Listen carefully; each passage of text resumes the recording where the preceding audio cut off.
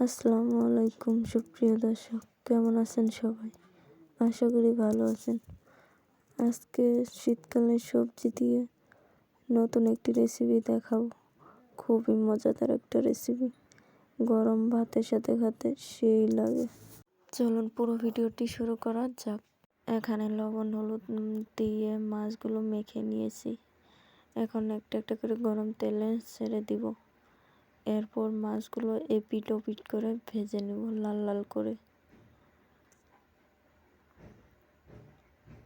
এইভাবে আমি সবগুলো মাছ ভেজে নিব, ঠিক এইভাবে কালার করে। সবগুলো মাছ ভাজা হয়ে গেছে।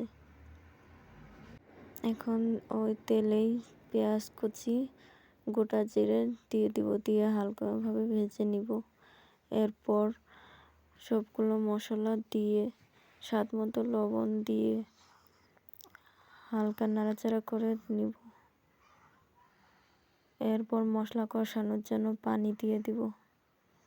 মশলাটা ভালোভাবে কষিয়ে এলে সবজি দিয়ে দিব। এখানে আমি 3 ধরনের সবজি নিয়েছি। সবজিগুলো মশলার সাথে ভালোভাবে মিশিয়ে নিব, নাড়াচাড়া করে নিব। সবজিগুলো কষানো হলে এখন পরিমাণ মতো পানি দিয়ে দেব, যাতে সবজিগুলো ভালোভাবে সেদ্ধ হয়ে যায়। ঠিক এরকম পানি দিব।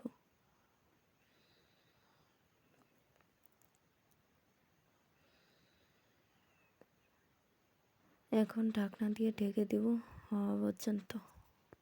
রান্না প্রায় শেষের দিকে। এখন মাছগুলো দিয়ে সবজিটা ভালো করে রান্না করে নিয়ে নামিয়ে নিব। দেখুন কত সুন্দর হয়েছে।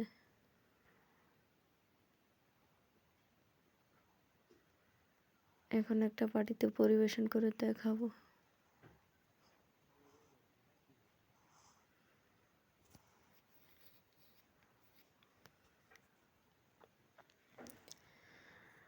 আমার এই ভিডিওটি যদি আপনাদের কাছে ভালো লাগে, অবশ্যই লাইক কমেন্ট শেয়ার করে দিয়ে পাশেই থাকবেন।